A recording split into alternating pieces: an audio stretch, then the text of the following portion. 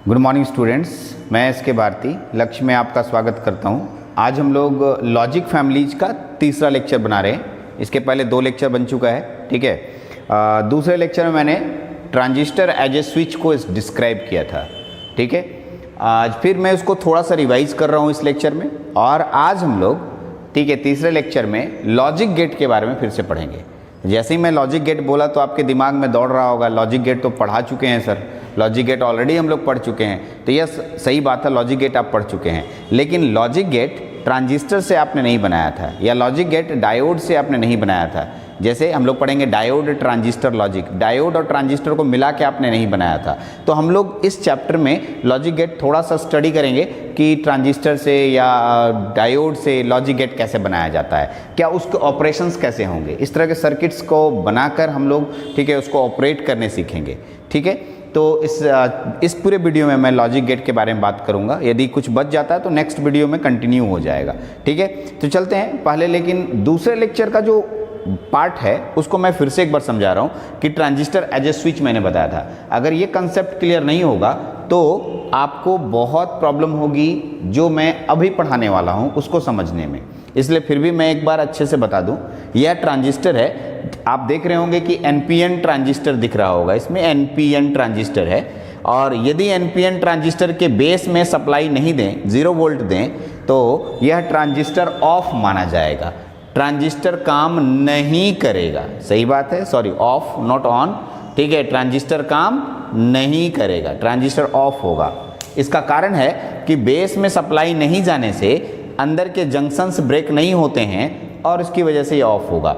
Of होने से, ठीक है, ये ऑफ स्विच की तरह काम करेगा, ऑफ स्विच की तरह काम करेगा ऐसे, ठीक है। आप देख रहिए यहाँ ऑफ स्विच हम इसको शो कर रहे हैं, और ऑफ स्विच ऊपर में लिखा है VCC प्लस VCC।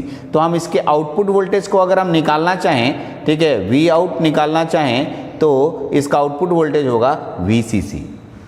यानी इसमें इंपॉर्टेंट पॉइंट ये है कि बेस वोल्टेज यदि मैं 0 देता हूँ, बेस वोल्टेज 0 देता हूँ, ठीक है, तो आउटपुट वोल्टेज VCC मिलता है। एकदम इंपॉर्टेंट बात, अच्छे से ध्यान रखना है।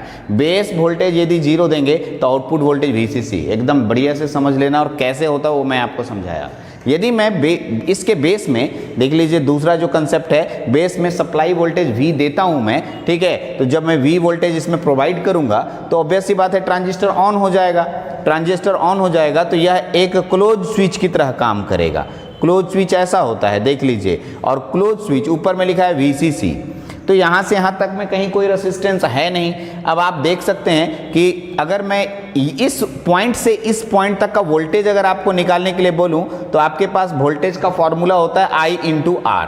तो अब I करंट तो आ रहा होगा इसमें से, क्योंकि करंट, ट्रांजिस्टर ऑन हुआ तो करंट तो आएगा, लेकिन रेसिस्टेंस इसमें नहीं है। वायर है तो वायर का रेसिस्टेंस नेग्लेजिबल होता है, इसलिए यहाँ पर रेसिस्टेंस नहीं होने की वजह से, ठीक है, आइडियल केस में 0 मान लेके चल रहे हैं तो 0 वोल्ट। इसलिए आपको ध्यान रखना है कि जब किसी ट्रांजिस्टर के बेस में सप्लाई वोल्टेज आप देंगे, सफिशियंट सप्लाई वोल्टेज देंगे, तो वह ट्रांजिस्टर ऑन माना जाएगा और उसका जो आउटपुट वोल्टेज होगा वो 0 वोल्ट होगा। अगर आप इतना समझ रहे हैं, ठीक है, तो बस हम लोग अब आगे बढ़ते हैं, हम लोग ट्रांजिस्टर एज ए स्विच से थोड़ा सा आगे, ठीक है।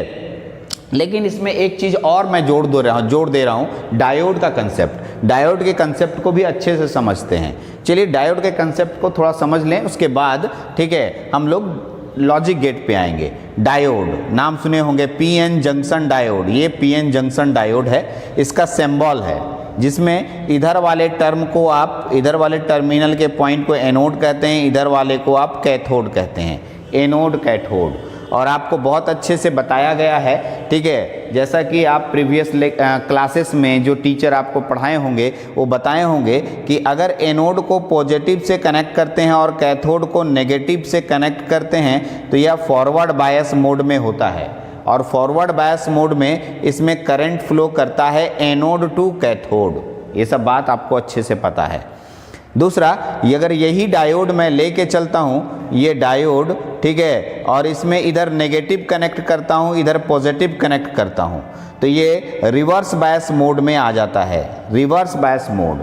और यदि रिवर्स बायस मोड में आ जाता है तो रिवर्स बायस मोड में डायोड का जो रेसिस्टेंस होता है ये ज़्यादा हो जाता है, ठीक है, और रेसिस्टेंस के ज़्यादा होने से करंट फ्लो नहीं करता है, यहाँ करंट का मान 0 हो जाता है। यानी इसी को ऐसे समझने की बात कहें कि ये जो डायोड है यह यहाँ पर क्लोज स्विच की तरह काम करेगा जब हम इसको फॉरवर्ड बायस मोड में रखेंगे, और जब हम इसको रिवर्स बायस में रखेंगे तो यह एक ओपन स्विच की तरह काम करेगा, क्योंकि ओपन स्विच में ही करंट फ्लो नहीं करता है और इसमें भी करंट फ्लो नहीं कर रहा है, इसलिए रिवर्स बायस मोड में ओपन स्विच और फॉरवर्ड बायस में क्लोज स्विच की तरह काम करेगा। ये बहुत इंपॉर्टेंट कंसेप्ट है, अपने कॉपी में नोट डाउन करेंगे इस कंसेप्ट को, बहुत अच्छे से इस कंसेप्ट को आप रखेंगे। चलते हैं इससे रिलेटेड, डायोड से रिलेटेड एक और कंसेप्ट मैं आपको दे रहा हूं, ठीक है। डायोड से रिलेटेड एक और कंसेप्ट क्या है कि आपके पास एक डायोड ले लेते हैं, ठीक है। डायोड के इधर वाले टर्मिनल को एनोड, इधर वाले टर्मिनल को कैथोड बोलते हैं। चलिए, तो अभी यदि मेरे को अब आगे का टॉपिक पढ़ना है तो पॉजिटिव नेगेटिव जो फॉरवर्ड बायस रिवर्स बायस मैंने समझाया, इस सिंपल कंसेप्ट है, कुछ और कंसेप्ट से भी फॉरवर्ड बायस रिवर्स बायस समझा जा सकता है, उसको मैं समझाता हूँ। कभी कभी क्या होता है कि इधर का कुछ वोल्टेज दिया जाएगा और इधर भी वोल्टेज दिया जाएगा और पूछेगा ये फॉरवर्ड बायस है या रिवर्स बायस है, इसको समझना होगा। तो इधर का जो वोल्टेज है इसको VA बोलते हैं और इधर का जो वोल्टेज है इसको VK बोलते हैं, ठीक है, एनोड वोल्टेज और कैथोड वोल्टेज। तो ध्यान रखिएगा, यदि एनोड साइड का वोल्टेज बड़ा हो जाए कैथोड साइड के वोल्टेज से, यानी एनोड साइड का पोटेंशियल ज़्यादा होगा कैथोड साइड के पोटेंशियल से, तो हम लोग इसको फॉरवर्ड बायस मोड में कहेंगे। याद रखिएगा, एनोड साइड का वोल्टेज अगर ज़्यादा होगा कैथोड से ज़्यादा होगा तो हम लोग उसको फॉरवर्ड बायस मोड बोलेंगे। यदि एनोड साइड का वोल्टेज बराबर या छोटा हो जाए, बराबर भी हो जाए, ठीक है, VK से, तो ये रिवर्स बायस मोड में आता है। ऐसे छोटा वाले को कहा जाता है रिवर्स बायस मोड। यदि VA is equal to VK हो जाए, ठीक है, तो ये भी अनबायस्ड कहलाता है। अनबायस्ड क्या कहलाता है? अनबायस्ड, ठीक है। फॉरवर्ड बायस मोड में क्लोज स्विच की तरह काम करता है। कैसा? क्लोज स्विच, ठीक है। और रिवर्स बायस में ओपन स्विच की तरह काम करता है, ठीक है, और अनबायस्ड में भी ओपन स्विच की तरह काम करता है। तो आपके पास एक छोटा सा कंसेप्ट डायोड से रिलेटेड हुआ जो मैंने आपको एक्सप्लेन किया। ये डायोड से रिलेटेड छोटा सा कंसेप्ट था। यदि आप ये दोनों कंसेप्ट अच्छे से जानते हैं तो अब कोई भी लॉजिक गेट बना पाएंगे इजी वे में। मैं एक एक करके सारा लॉजिक गेट लेने जा रहा हूँ और आप एक एक करके सारा लॉजिक गेट देखेंगे। तो आगे बढ़ते हैं, हम लोग पढ़ने जा रहे हैं नॉट गेट बाय ट्रांजिस्टर। अभी हम लोग पढ़ेंगे ट्रांजिस्टर से नॉट गेट कैसे बनाते हैं, ठीक है। तो आप देख रहे होंगे ये जो सर्किट डायग्राम है ये ट्रांजिस्टर का है। ट्रांजिस्टर है, इसमें मैंने दो रेसिस्टेंस लगाया, VB, VCC और ग्राउंड कर दिया। ये नॉट गेट है। तो आप बोल रहे होंगे अभी तो इसके पहले यही फोटो था। तो एकदम सही, यही सर्किट डायग्राम मैंने मेंशन किया था, लेकिन ये नॉट गेट की तरह काम करता है। चलिए मैं प्रूफ करके दिखा दूंगा कि ये नॉट गेट की तरह कैसे काम करता है।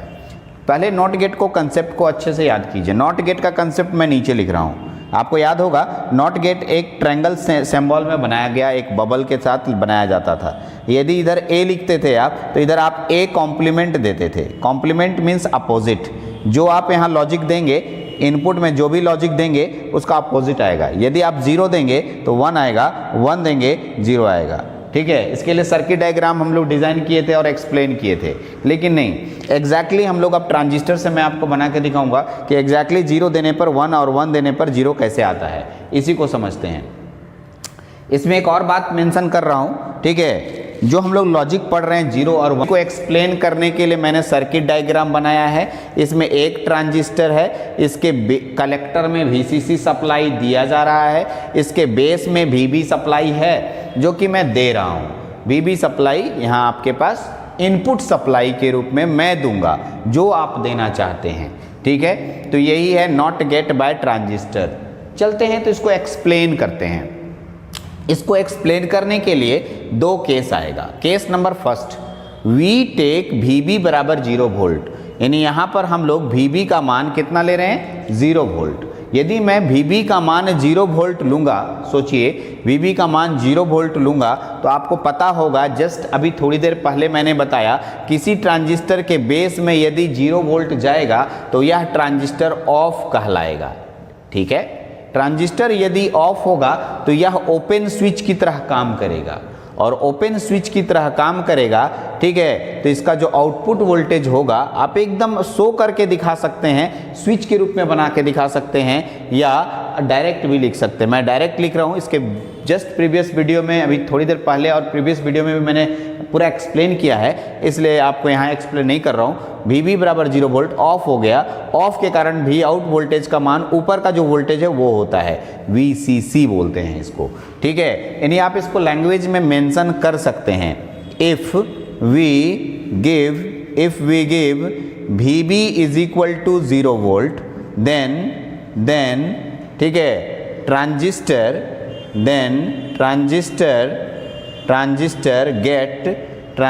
गेट ऑफ, यह ट्रांजिस्टर ऑफ हो जाता है। ठीक है, यानी इसी को हम लोग कट ऑफ रीजन कहते हैं। कट ऑफ रीजन, ये कट ऑफ रीजन में आ गया, मैंने आपको बताया था। ठीक है, ऑफ का मतलब कट ऑफ रीजन होता है। ठीक है, it act as an open switch, यह ओपन स्विच की तरह काम करता है। किसकी तरह काम करता है, ओपन स्विच की तरह काम करता है। आगे बढ़ते हैं, नेक्स्ट जो टर्म है उसको देखिए, यह ओपन स्विच की तरह काम किया। ठीक है, द आउटपुट वोल्टेज जो मैंने पढ़ाया है, द आउटपुट वोल्टेज, ठीक है, द आउटपुट वोल्टेज इज कितना हो जाएगा आपके पास, प्लस VCC, जो कि मैंने आपको जस्ट थोड़ी देर पहले बताया था कि कैसे होता है। ये ऑफ स्विच हो जाता है, ऑफ स्विच में करंट फ्लो नहीं करेगा तो ऊपर का वोल्टेज सीधा आ जाएगा VCC। लेक्चर नंबर 2 में देखेंगे आप इसको। आते हैं, ठीक है, अब आगे बढ़ते हैं, हम लोग केस नंबर 2 पे बात करते हैं। तो इसको आप नोट डाउन करना चाहते हैं कहीं कोने में, कॉपी के कोने में नोट डाउन कर लें। ठीक है, ओके, चलिए आगे बढ़ते हैं हम लोग।